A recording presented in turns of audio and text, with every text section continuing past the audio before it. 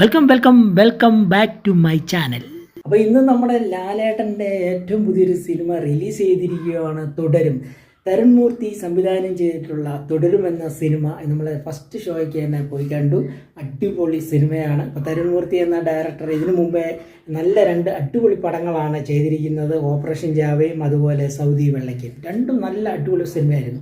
അതുകൊണ്ട് തന്നെയാണ് ഇന്ന് നമ്മളെ മോഹൻലാലിനെ നായനാക്കി തരുൺ മൂർത്തിയാണ് ഡയറക്ഷൻ ചെയ്യുന്നത് അറിഞ്ഞപ്പോൾ തന്നെ ഈ സിനിമ ആദ്യം തന്നെ പോയി കാണണമെന്നുണ്ടായിരുന്നു.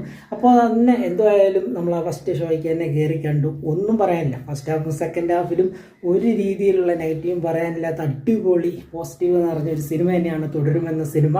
എന്തായാലും നമ്മുടെ ലാലേട്ടനെ പോസിറ്റീവ് മൊത്തം വരുന്നതെങ്കിൽ ഉറപ്പിച്ചോണം അത് 100 കോടിയാണ്.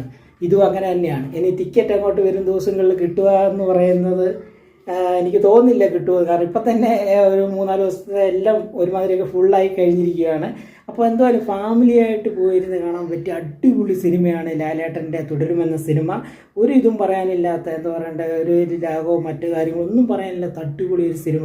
എനിക്ക് ബ്രസി സാറ് സംവിധാനം ചെയ്ത ഭ്രമരം സിനിമയ്ക്ക് ശേഷം ഒരു കരഞ്ഞൊക്കെ വന്നിട്ട് അഭിനയിക്കുന്ന ഒരു സിനിമ എന്ന് പറയുന്നത് എനിക്ക് ഈ നമ്മുടെ തുടരുമെന്ന സിനിമയായിരിക്കും.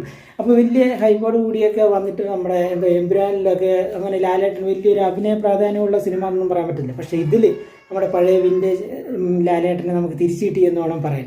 കാരണം പഴയ ഒരു ലാലേട്ടനെയൊക്കെ നമുക്ക് തിരിച്ചു കിട്ടിയ ഒരു സിനിമ കൂടിയാണ് ഈ തുടരുമെന്ന് തീർച്ചയായിട്ടും പറയാൻ പറ്റും. കാരണം അത്രയ്ക്ക് അതിമനോഹരമായ ഒരു സിനിമയാണ്. നല്ല തിരക്കഥ, നല്ല ഡയറക്ഷൻ, അടിപൊളി സിനിമ, എല്ലാവർക്കും ഇഷ്ടപ്പെടുന്ന നല്ല കിടിലൻ സിനിമയാണ് തുടരുമെന്ന സിനിമ.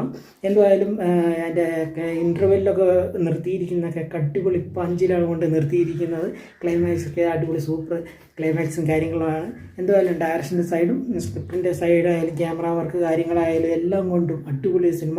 ഏറ്റവും വലിയ സന്തോഷം എന്ന് പറയുന്നത് നമ്മുടെ പഴയ ആ ഒരു ലാലേട്ടനെയൊക്കെ ഒരു പഴയ ചിത്രം സിനിമയിലെയൊക്കെ നമ്മുടെ ഒരു ലാലേട്ടനെയൊക്കെ നമുക്ക് തിരിച്ചു കിട്ടി എന്ന് വേണം പറയാം. ദൃശ്യം സിനിമ കണ്ടുകൊണ്ടിരിക്കുന്നത് പോലെ തന്നെ നമുക്ക് കണ്ടുകൊണ്ട് അവസാനം വരെ ഇരിക്കാൻ പറ്റിയ ഒരു അടിപൊളി സിനിമയാണ് തുടരുമെന്ന സിനിമ.